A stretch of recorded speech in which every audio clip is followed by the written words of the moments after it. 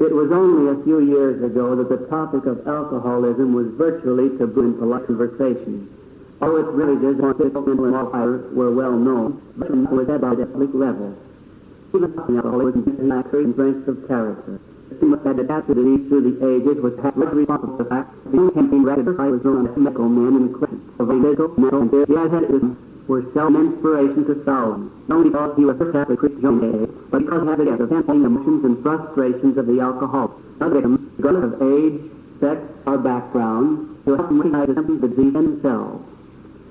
While there is nothing more tragic than the disintegration of humanity, there is more hope than the story of human rehabilitation. It is that whenever a member of Alcoholics Anonymous speaks at an AA meeting, it is practically a universal custom that he first identify himself as an alcoholic. In doing this, he usually retells the activity which indicates that he is an alcoholic. Contrary to confidence, this is the way from legend. It is not a very anti-alcoholic of humor towards his past drinking escapades. Fulton Oursler, the well-known writer and newspaper columnist, although he himself was not an alcoholic, points out why this is so in the following words. Quote, "The alcoholic must have a sense of humor. It is only thus that he will be able to reach that godlike state wherein he can laugh at himself, which is the very height of self-conquest. Go to meetings and listen to their laughter. At what are they laughing? At the horrible memories over which weaker souls would cringe in useless remorse." Unquote. The third reason is to help some in the audience who may be looking for the exact pattern that the speaker has to solve their own problems, and to encourage particularly the newcomers in their striving for sobriety. The final reason, which is perhaps the most important, is to help himself. Particularly is it necessary in the repeating of one story to deepen ever more and more the conviction which he dare not ever lose, namely that he is and will always remain an alcoholic. The following is the qualification of Father John Doe. It has been given to AA groups throughout the United States and Canada. We have knowledge of thousands of individuals who have been greatly helped by hearing this story. Their letters of appreciation and their comments are too numerous to mention.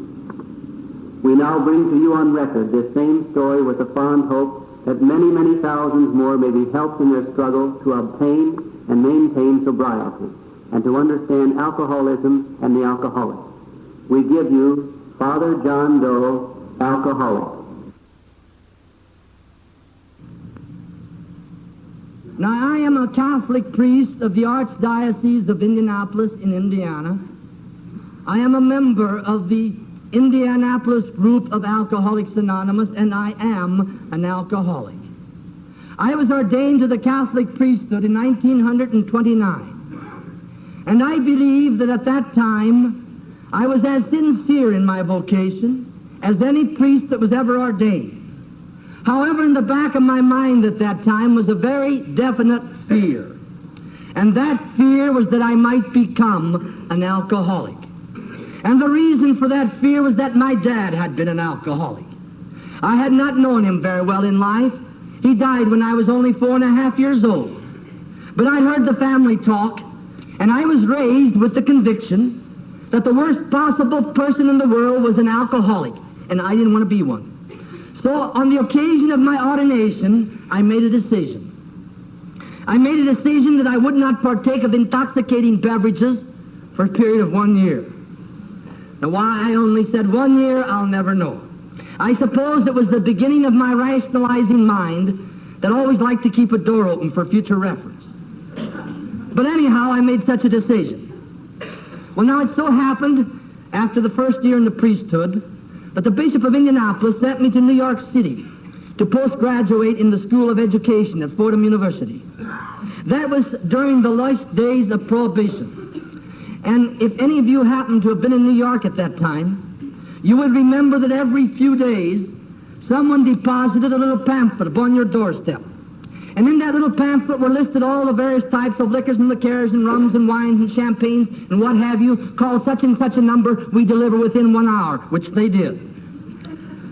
Everybody drank in New York at that time, both socially and anti-socially. And so I rationalized to myself, I thought, well, now this is a wonderful opportunity for me to find out whether I am an alcoholic. So on occasion, I accepted my first highball. Oh, it didn't seem to affect me in any untoward manner at the time. But you know, I can look back now, having had the opportunity to analyze the circumstances much more clearly in these past few years, and I can see from that very first partaking of alcoholic beverages to any extent that there were very definite and very positive, although very slight, very definite and very positive changes in my attitudes. In my attitude toward God, toward my fellow man, toward my neighbor, toward myself. I think my case was very average. There was no evidence of increase in the beginning, and I came back to Indiana, and I was appointed to teach in high school. Now, that was still during the days of Prohibition. And in Indiana, we didn't have little pamphlets coming up to the doorsteps every few days. We had to drive down to a little town in the southern part of the state, Jasper, and buy it $5 a gallon. And then go to Sears and Roebuck and get a charred cake for $2.98, put that on your radio for 98, and you had pretty good liquor.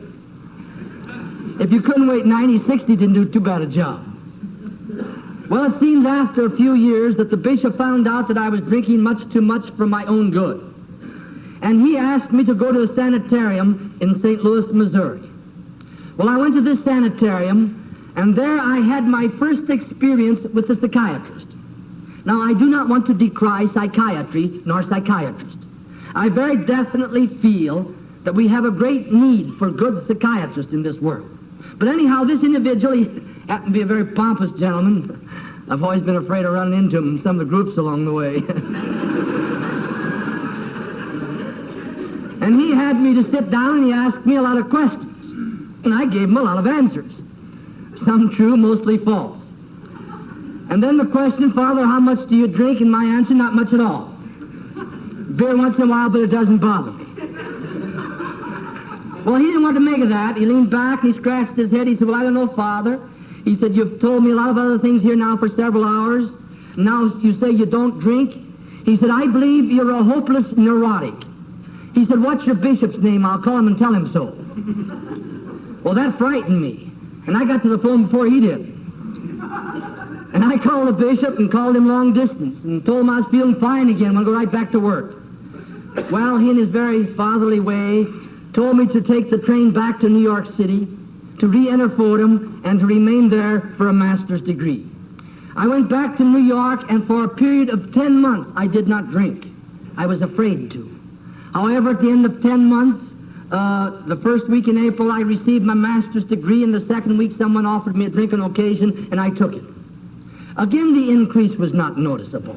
I came back again to Indiana. I was appointed as assistant pastor in several parishes, and then I received my first appointment as pastor. I was appointed as pastor of the little Crossroads Church of Snake Run, Indiana, which they did. As a matter of fact, I was only pastor there for about 16 months. When the bishop found out that I was drinking much too much for my own good or anybody else's, as far as that goes, and he sent me a letter. And it wasn't too nice a letter either. Because in this letter he told me that he was hereby relieving me of my pastoral appointment and directing that I should return to Indianapolis to be assistant pastor again. Of course, he gave us the reason that he wanted me to be near him, but I never did believe that one. And he also, in this letter, asked me first to go to Sacred Heart Sanitarium in Milwaukee, Wisconsin. Well, I went to this sanitarium, and there again I met a psychiatrist. And he again asked me a lot of questions, and I again gave him a lot of answers, mostly not true. Then the inevitable question, Father, how much do you drink? And the inevitable alcoholic answer, not much at all. Beer once in a while, but it doesn't bother me. Sometimes 2 beers. Well, you know, that always seemed to stump me. Because he leaned back, too, and scratched his head. He said, well, I don't know, Father. He said, from all the things that you've told me, we've been sitting here discussing your problems for several hours. And he said, now you say you don't drink. He said, I believe you're a manic depressive. Well, I didn't know what that meant at the time.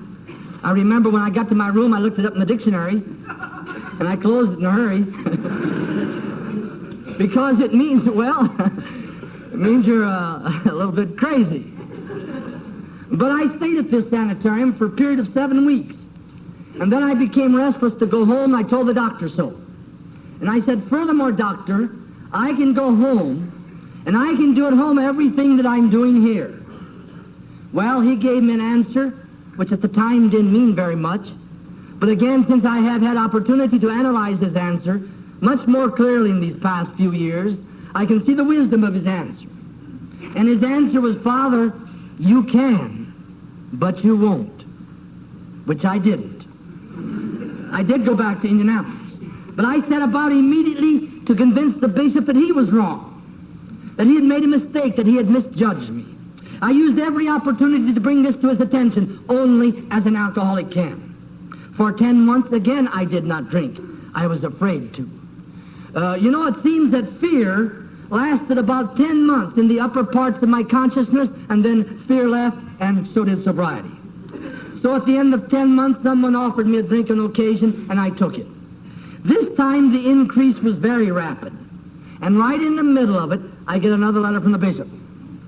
Oh, this is a nice letter. In this letter, he told me that he had been convinced that he had made a mistake. He felt he had misjudged me. And so in order to make up for it, he was hereby appointing me as pastor of a city parish in Indianapolis. Well, of course, I was very much elated by that so-called victory, and that wasn't good at all. I remember the appointment took effect at the beginning of Lent. And I suppose as sort of a subconscious struggle for a bit of honesty, I made up my mind that I wouldn't drink anymore during Lent. I got by 10 days. In fact, I never got by any longer after that. As a matter of fact, I was only pastor at this parish for 12 months. When Bishop found out beyond any shadow of a doubt that he had been right in the first place. And then he sent me a letter that was a honey. And in this letter he told me to go to a sanitarium in the northern wilds of Wisconsin until further notice. Now that might have meant 6 months, 6 years, or life for all I knew. But I as a priest and he as my superior and bishop, I had to go. But I had a very close friend to take with me, a friend of long years standing, and that was my rationalizing mind. We sat down, we figured it all out. Thought, well, I have a car, I can drive up there, and every day I can drive around the countryside and relax. I called a personal friend of mine in Indianapolis and ordered a case of liquor. I remember it fitted in my Gladstone bag perfectly, 6 on each side. Of course, you had to take out some clothes, but that wasn't too important.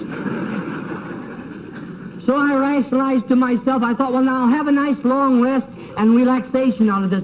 That's been my trouble. I've been working too hard. So off I set to the sanitarium. Well, when I got there, I found out they didn't allow those things there. As a matter of fact, the bishop had sent word that I should dispose of my car immediately, and that I should never again in the future drive nor own a car without his written permission. Well, of course, everything being taken away from me so suddenly, I was a bit upset and nervous and jittery and sick, and I called for a doctor, and I got a psychiatrist. And he asked me a lot of questions, too. And then, Father, how much do you drink? I said, why, doctor, I haven't had a drink since I've been here. 48 hours. Well, he didn't know what to make of it either. He scratched his head and he said, well, I don't know, Father. He said, now, all the other problems we've been discussing between us here, and you say you don't drink. He said, I believe you're a schizophrenic. And he said, I think the shock treatments will help you. Well, I didn't know what either the shock treatments or schizophrenia was. I thought the shock treatments were some kind of massages, to relax one. Well, anyhow, the next afternoon, a limousine came up to the sanitarium. It called for me by name. And I got into the limousine. We drove out into the country. And as we were driving along, I was admiring the beautiful architecture of the various estates as we passed them. However, soon we came to a very large estate. And as I was admiring the buildings, we came to the front entrance. And there over the gate was inscribed in letters of iron, the Wisconsin State Hospital for the Insane. And in we went. Well, I thought this is the end of the road. But I was there, so I took the shock treatments. 8 of them. Oh, they might have quieted my mental upset a bit, I suppose, my nerves somewhat, I don't know, but they had no effect on my alcoholic problem. In fact, I was at this sanitarium for 11 months, and certainly during that time, I had readjusted again to fidelity to prayer and meditation and the various other obligations that we have as priests. So when the bishop sent word that I should report to his office in Indianapolis, I again was very much elated, and that wasn't good. I don't know what I expected. Perhaps I thought he was going to give me a nice big parish for having been up there 11 months. I don't know. But I do remember that I came back to Indianapolis in a very expectant frame of mind, and that was not good. And I went to his office, and I sat down, and he began. He said, "Well, Ralph," he always called me by my first name. We used to be good friends in the old days. He said, "I'll give you another chance." He said, "You go up such and such a parish and live there for a while." He said, "I don't know whether the pastor will take you or not." He said, "I haven't talked to him as yet." But he says, anyhow, he says, "I don't think there's a chance in the world for you." He says, "I am convinced you're absolutely hopeless." Well, there I sat, a hopeless, neurotic, manic depressive schizophrenic, with the bottom of the world dropped out from under me. Many of you know what that meant.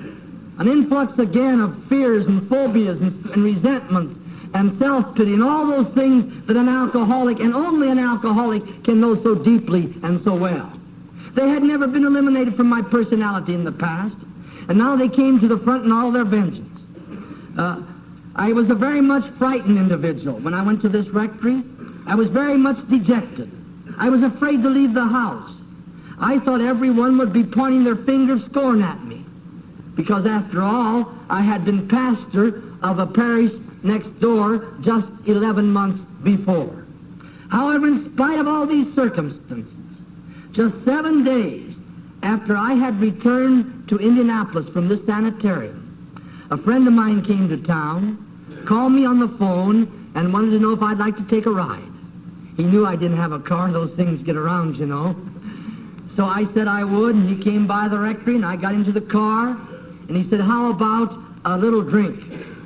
Well, I thought, one little drink won't hurt me. So I took a drink. Next day, I don't remember where, when, or how the night ended, but I do very vividly recall the next day.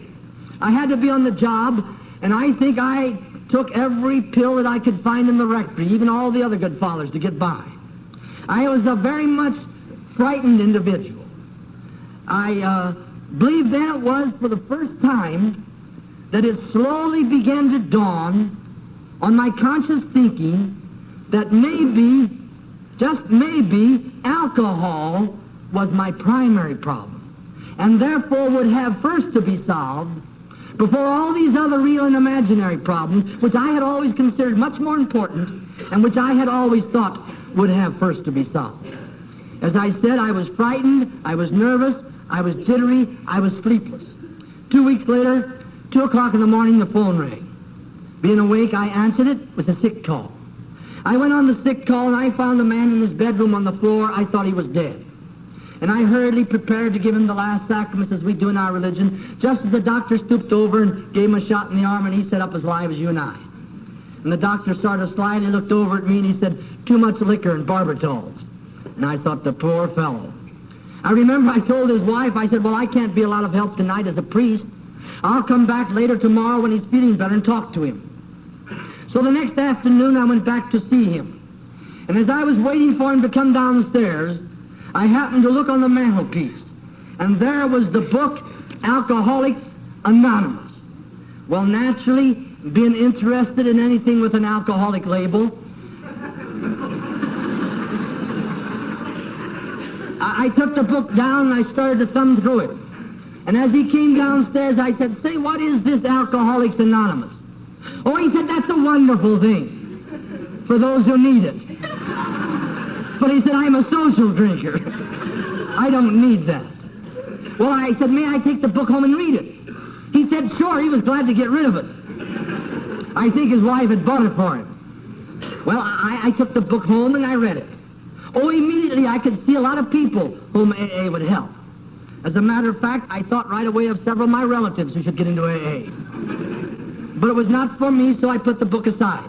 The next day, though, curiosity got the better of me. I picked up the book and I read it again. That went on for 3 or 4 weeks. And during those 3 or 4 weeks, I read that book from cover to cover at least 15 or 20 times. I couldn't get away from it, and I couldn't stay with it. As I said, I could see a lot of people whom AA would help, but it was not for me because, after all, I was a Catholic priest. Now, it so happened that the founder of AA in Indiana happened to have been a member of the parish where I was living. And he came to the rectory with some pamphlets about AA to acquaint the priest with the movement. I was interested, and I asked the pastor. I said, "Say, who brought this literature?" "Oh," he said, "that was brought by one of our parishioners, a very high-type individual." He said, "A very fine character." He says, "I think he's some big shot in Alcoholics Anonymous." He said, "I think he's president or somebody."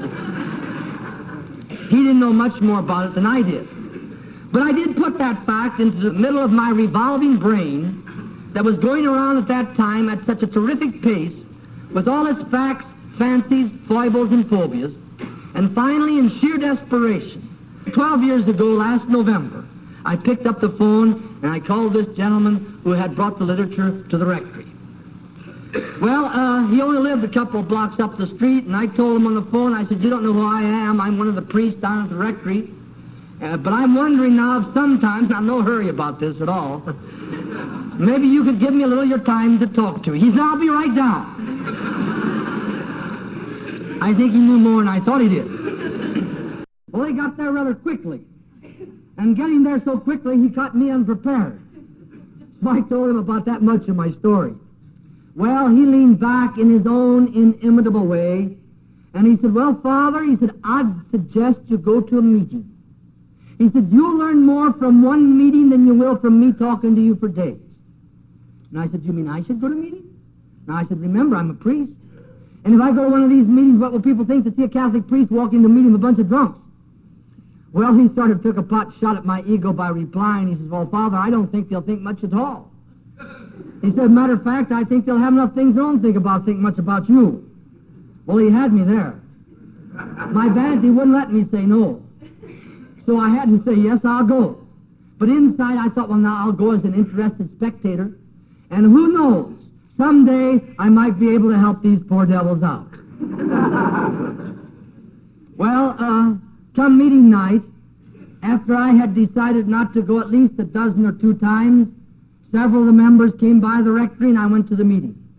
Well, again, it seems that divine providence had other designs over and above and beyond my own will, because I had hardly sat down in the meeting when this gentleman stood up and he said, "Gentlemen," we didn't have any ladies in those days either, he said, "I want to introduce a new member." And so I was hooked. And I wasn't very happy about it either. But then I was afraid to quit. I thought, well, they know it now. What will they think if I don't go back? But fortunately, the first year I stayed dry and I kept going to the meetings. And as we say in AA, you don't learn AA. AA is not a teaching organization. We say if you stay around AA long enough dry, AA will get you, and you in turn will get AA. And so as the days lengthened into months, and the months into a little over the first year, things began to make sense to me. And the darkness of alcoholism began to give way to the brightness of the peace of mind and serenity that so many know today as members of Alcoholics Anonymous. Life took on new meaning, and life took on real motivation. And tonight, a little over 12 years later, the present Archbishop of Indianapolis not only permits me to own and drive a car, but permits me to drive all the way across the country alone with it. Now, I'm going to try to answer, at this point, a question which I feel is uppermost in many of your minds, particularly in the minds of our good non-alcoholic friends. And that question is, what did I, as a Catholic priest, get from Alcoholics Anonymous? Particularly since the 12 steps of AA, or a spiritual way of living, what was there for me, a priest, who had already spent a lifetime in the study of the spiritual life? Well, I got a lot from Alcoholics Anonymous. I was led to admit once and for all that I am an alcoholic. Not that I was an alcoholic. Not that I am an ex-alcoholic. But I am an alcoholic and therefore will remain an alcoholic until the day I die. Which means that even though I be dry 10, 20, 30, 40 years and take one drink, I cannot guarantee my sobriety. That's what makes me different from the so-called normal individual. Although you know something? We in AA sometimes wonder who's whom in this normalcy business. I also learned that outside of the alcoholic problem itself, there's little difference between me and my fellow man. Now, if you don't believe that, you can go to any AA meeting in the country where it is a public meeting, and there you will find many non-alcoholics and many alcoholics. Now, after the meeting breaks up, just try to pick them out. If you can't smell them, you can't tell them.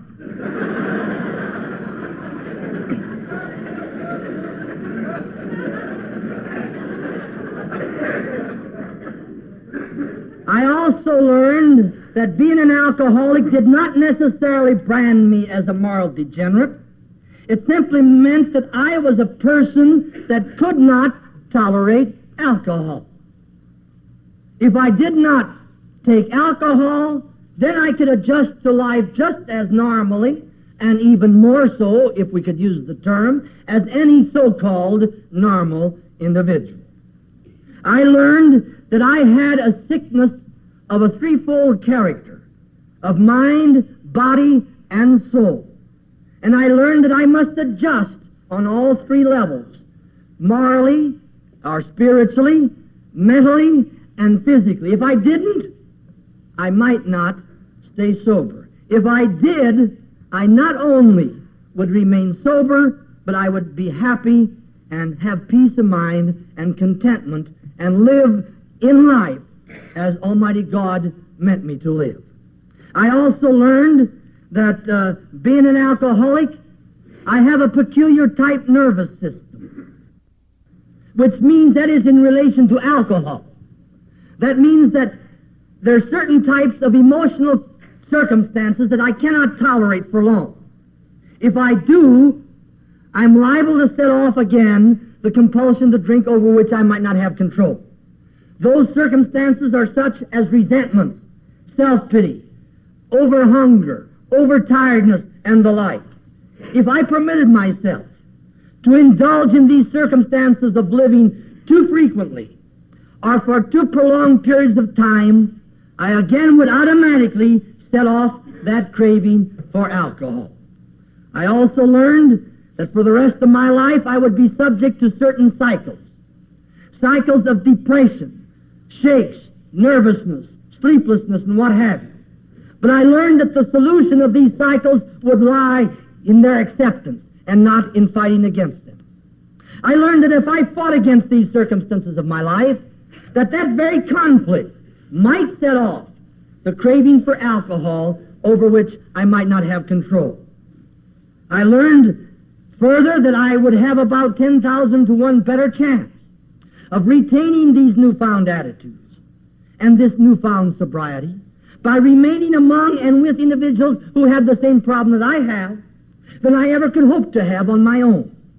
Recalling to mind, if you will remember, the words of the good psychiatrist at the sanitarium when he told me, "Father, you can, but you won't." You know, we don't know why, but for some unknown reason, the alcoholic personality on the average will not, we don't say he cannot, but he will not continue for long along positive lines of sobriety and thinking and living on his own. He could, but he won't. You know, that's the reason when someone asks me, they say, "Well, Father, couldn't the church keep them sober?" They could, but they won't. Couldn't his family keep him sober? It could, but it won't. We don't know why, but the alcoholic will not continue for long along those lines of living. I also learned that for the rest of my life, sobriety must be my primary concern. Not necessarily my basic interest in life, but my primary concern, which means first. And before everything else, I must avoid that first drink. If I don't, I'm not going to be any good to God, to my friends, to my neighbor, to my family, or to myself. I also learned that no matter what problem might arise in my life, no matter how complicated the circumstances of my life might become, that no problem could become too big, nor could the circumstances become too complicated that I would not be able to solve them without the aid of alcohol.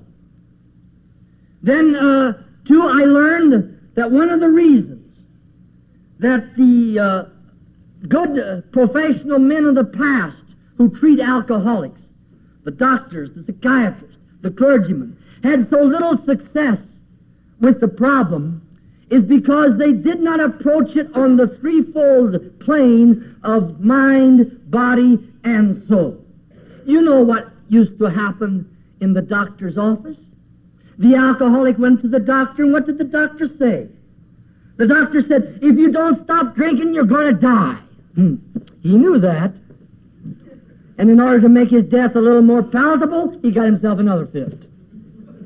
What did the psychiatrist say? Psychiatrist would say, if you don't stop drinking, you're going crazy. He knew that, too. And in order to make insanity a little more bearable, he got himself another fifth. What did the clergyman say? If you don't stop drinking, you're going to hell. He knew that, too. And he had been almost there several times. And so, to quench a few of the flames, he got himself another fifth. All these good men were trying to frighten the alcoholic into sobriety, where we find that the alcoholic's primary problem is a problem of fear and insecurity. And that's one of the reasons, at least in my opinion, that the Alcoholics Anonymous program works so well.